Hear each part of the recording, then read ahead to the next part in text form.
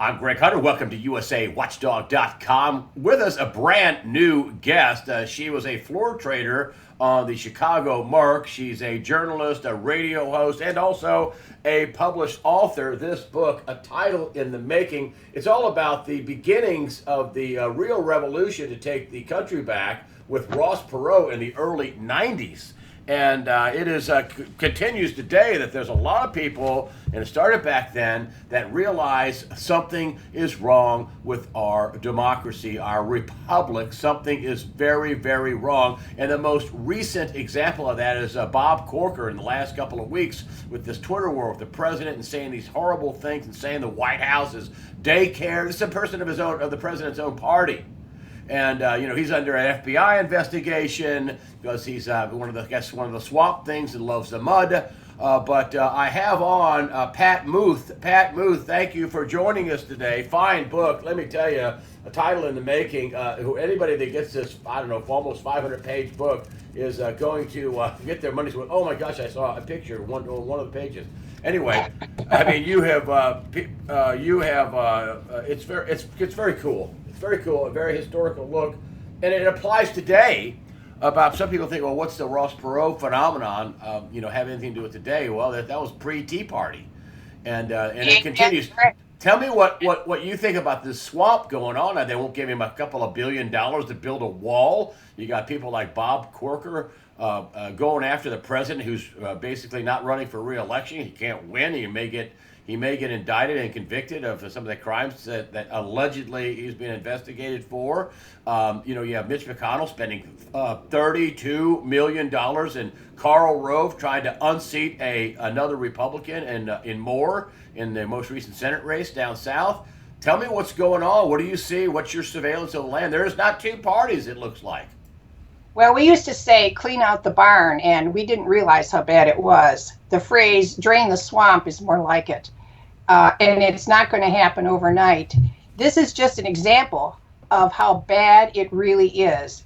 We don't have a two-party system in this country. We have a one-party system in Congress, and that's the establishment. What the people want is not in the minds of the establishment, and you can see that. You can see that happening all over. Somehow, along the way, Congress forgot that they work for us. The Senate certainly doesn't believe that they work for us. And when Bob Corker has the audacity to say the things that he did, you can see that really behind this is the idea that he's not going to be able to get reelected in his own state. I mean, do you think for 1 minute that Bob Corker could have a rally and plan it in maybe 4 days and bring 20 or 30,000 people there, Greg? No. You're referring to Donald Trump, that he could do that. That's exactly right.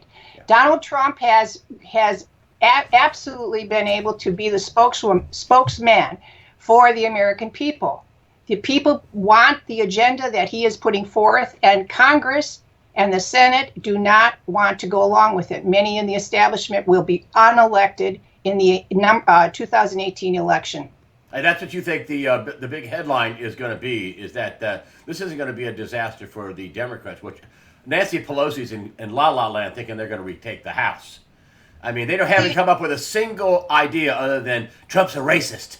I mean... Well, you know what, Greg, you've got a good point there, because the Democratic Party's in big trouble, really, really big trouble, and so is the Republican Party.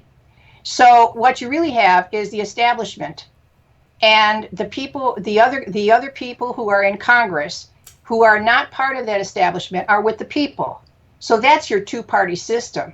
Then you have groups such as the media. Very good point. Very good point. Go ahead.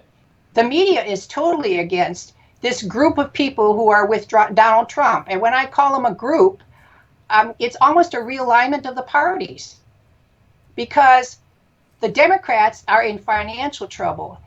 And yet they have to raise millions of dollars in order to back the person that they're planning on running in the 2018 election. Now, here's the other part of it. You know, when you've been in the Senate or as a congressman for so long and you have raised money time and time again, that money that is not spent can be kept. They don't have to give it back. Think about it.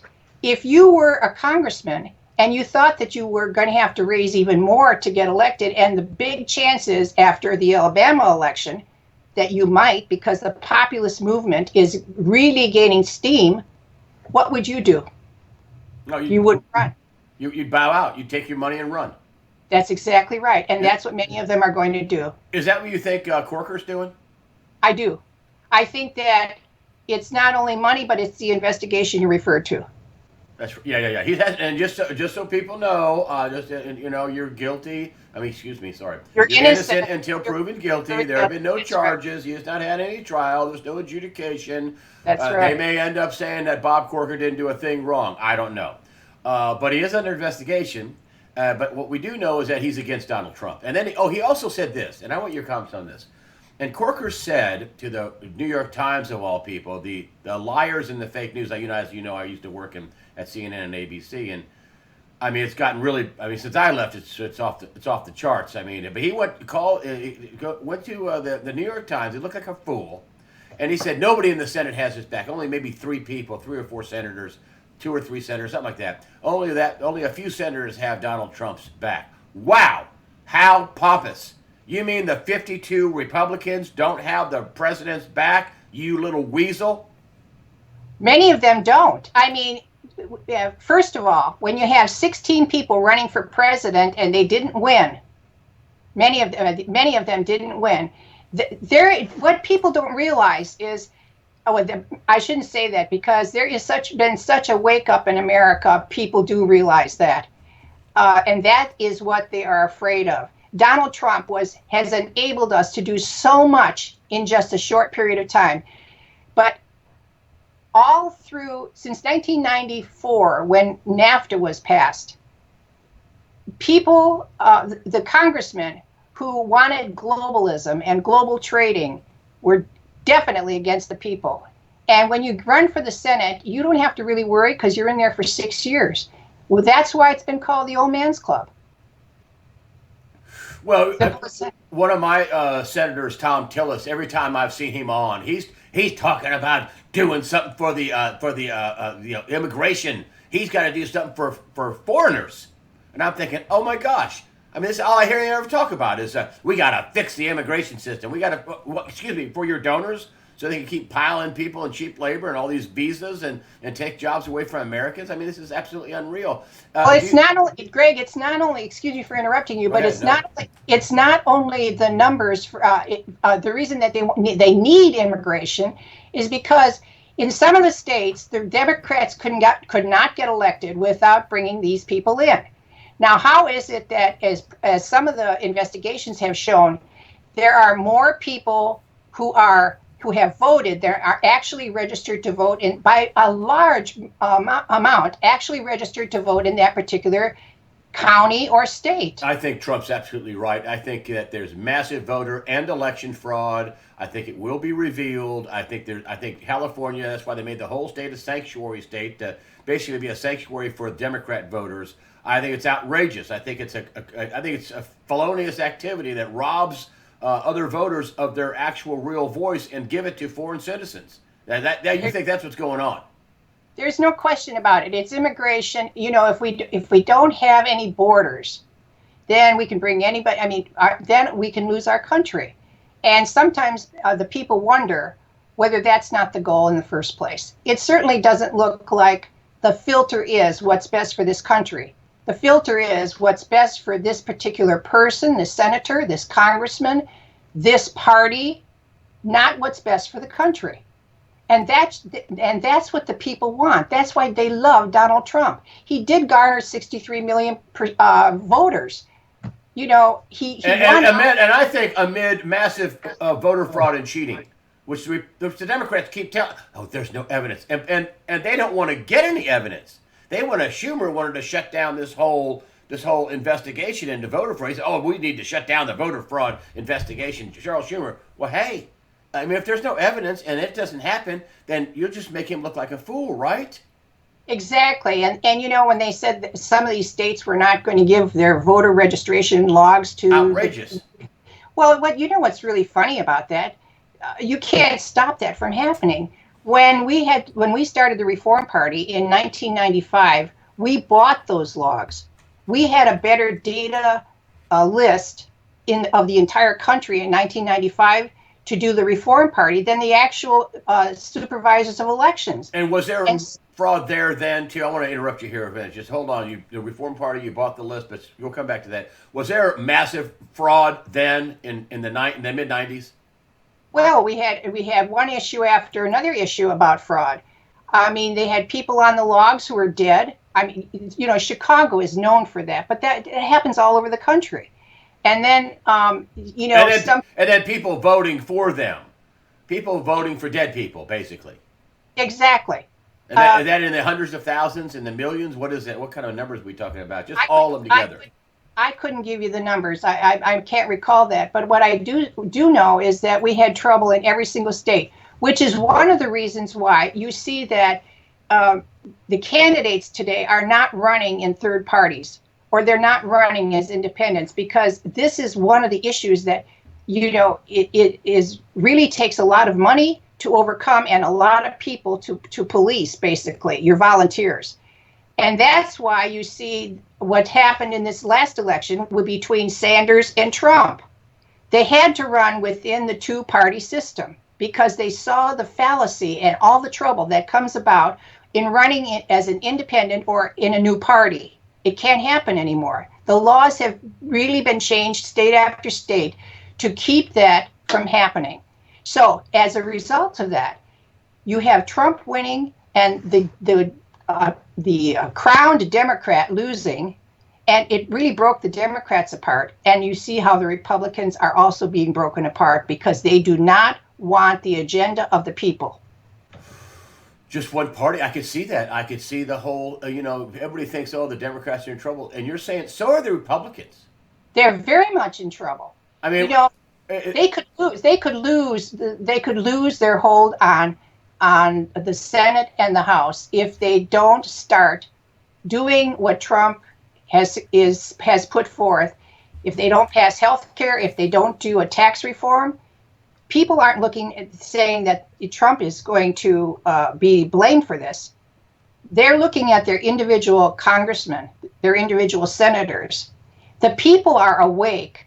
And what is so many people, let me tell you a little story. When I was doing the book tour, I was talking to everyone across the country who would come up to me.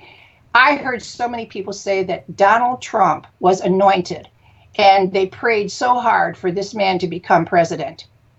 Everyone said the same thing, that said that the United States was given a reprieve. People are awake. There is a movement. I would say it's more of a spiritual movement right now than anything else. How else would you say that you can possibly do what is happening? Look what happened in Alabama. Judge Roy Moore spent so much less than the candidate Luther.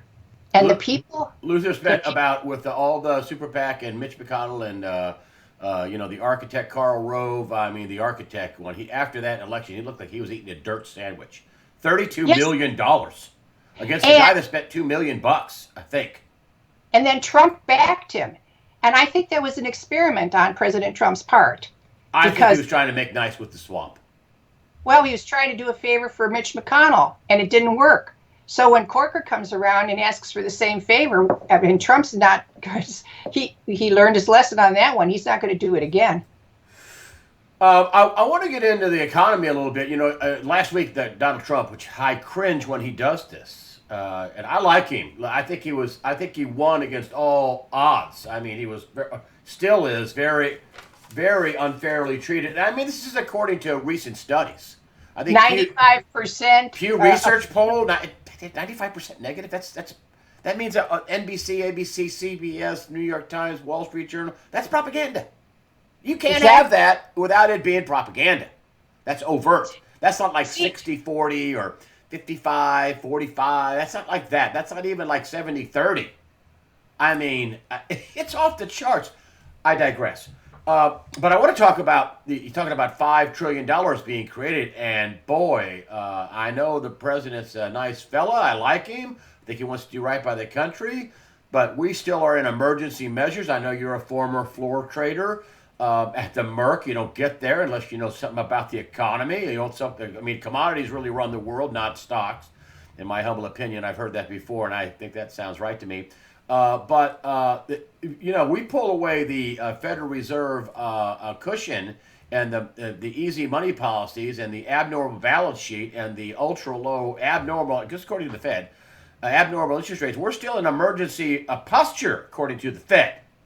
According to the Fed. I mean, yeah. We're not, and IMF is out with a recent, I don't know if you know this, not out with a recent warning about some of the big banks, like any one of them, about 9 banks can pull the whole world economy down. In other words, we've got 9 Lehman Brothers out there. You're talking about foreign banks. Yeah, well, I'm talking about American banks too. Some of them. Well, I mean, what do you think about the economy? The swamp ultimately, I've had people on here say that they're going to crash the economy. Actually, my friend Gregory Menarino said this.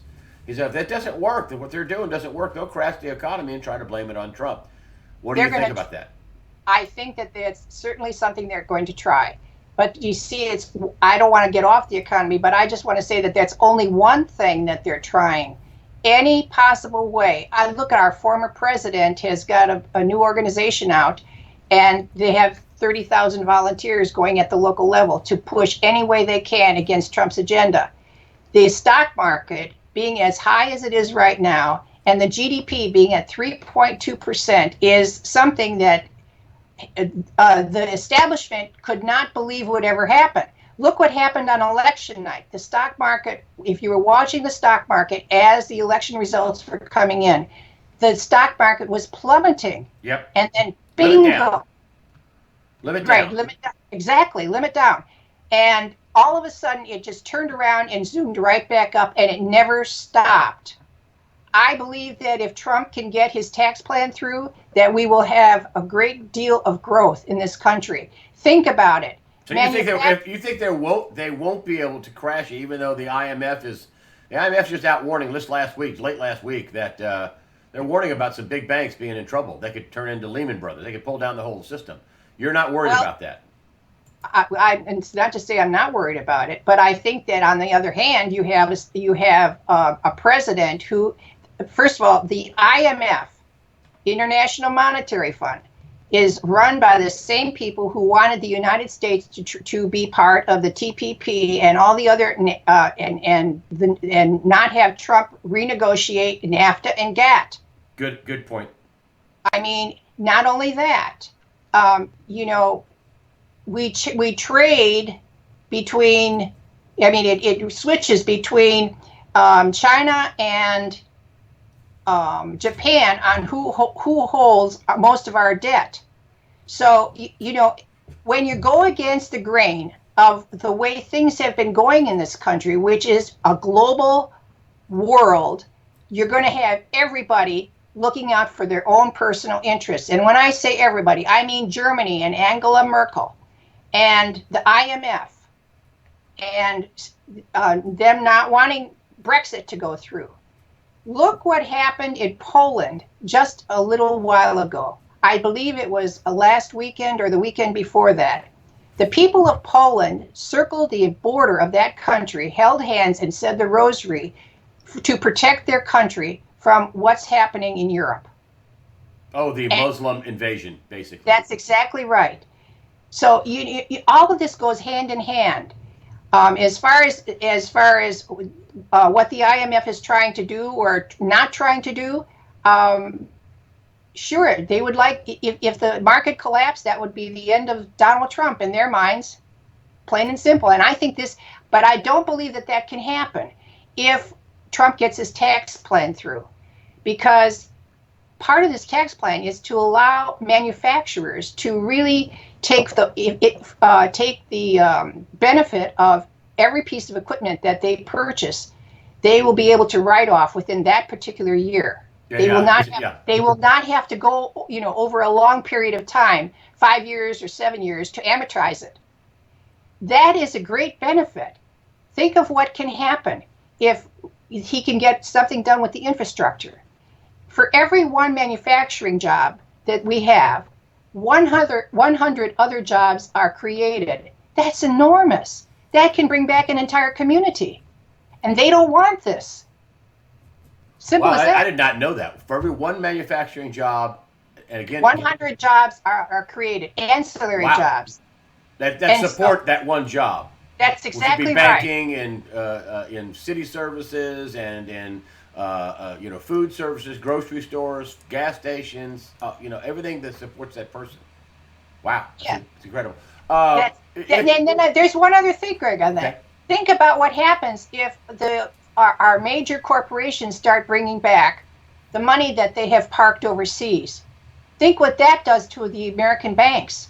Now, if they take that money out of the banks in the that belong to the IMF, that might cause a problem for them. You're saying that they're afraid of Donald Trump being successful. Absolutely right. And I do believe he will be successful. I know he has the people strongly in his, that are supporting him. And the more that the establishment bucks him, the stronger the people become. The faith in God is what is moving all of this. Good. Yeah, I know that, and I think even if they do crash the economy, I don't think they're going to be able to stick it on Trump. I mean, if they do crash the economy late this year, early next year, so wait a minute, you got a guy in the office a year and a half, and it's all his fault? The $20 trillion is all his fault? The $20 trillion in debt? All the thieving of money is all going to be all his fault? That's going to be a hard sale, isn't it? Well, yes, but let's think this through for a minute. If the tax plan doesn't go through, and the major corporations, they have to think out 6 to 8 months ahead of time. They're counting right now on that happening. If it doesn't go through, I think we have a different ball game as far as the market goes. Oh, so you think if so your marker on the markets is the tax cuts. If we get them, sigh of relief. If we don't, buckle in. Not only should we buckle in, but some of the congressmen, some of the members of Congress better really buckle in because they're in for a tough ride. The Democrats have, 25 Senate seats up. This is an unbelievable amount of seats up for re-election. I can't imagine them holding on to all 25. And also the... wait a minute. Let's just, that 25, remember that... This is just in the Senate now, just in the Senate. Do you know how expensive that's going to be? And the Democratic Party is not going to be able to add much help to them because they're already in debt. Oh yeah, they're in big trouble. Now, the only thing that the Republicans really have going for them, if they're so stupid, is Donald Trump. That's really all they have going for them, the Republicans, and yet they want to try to stick their foot out and trip him up and send him down the stairs in a ball. They're stupid. Well, of course they're stupid, but they do not. His agenda does not go along with their agenda. Yeah. So their agenda is for globalization. Their agenda is for themselves, for what they have stacked away for their retirement or their legacy, and it does not go along with anything that Donald Trump is proposing, Donald Trump's filter is what's good for the country, make America great again. This whole last 25 years has been let's down America and have America just be part of a big, wide world organization. And that's how we lost our middle class. Donald Trump said something amazing, and now you're a radio host and a journalist, but also you got pretty good economic chops. You don't get to be a floor trader at the Chicago Merc unless you know something, and you get a lot of information there. He said on Puerto Rican debt that we got to wipe that out. I think we get into a squeeze here. He's not going to liquefy all this debt.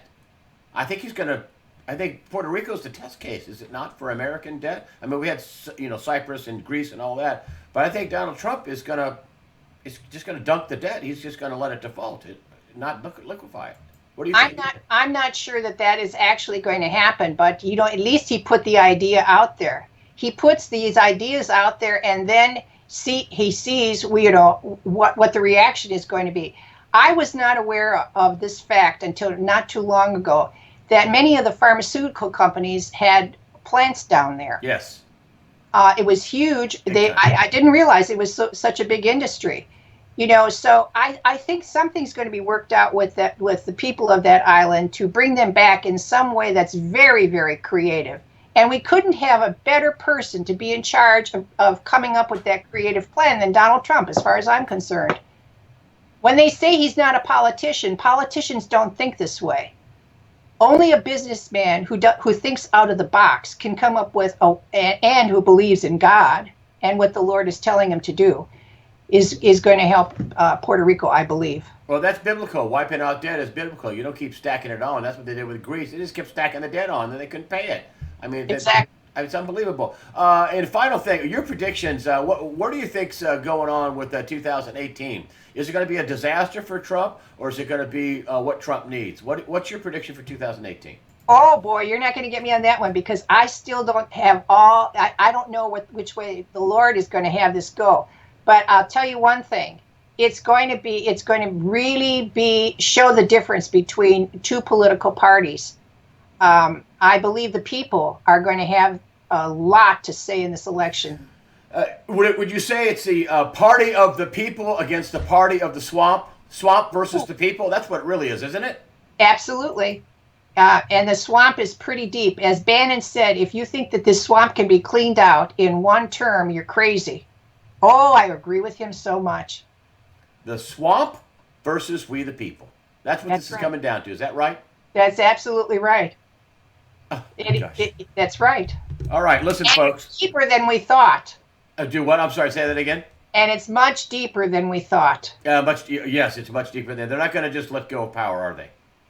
No, once you grab power, power, it has a way. It just takes you over, and people don't want to let go of it.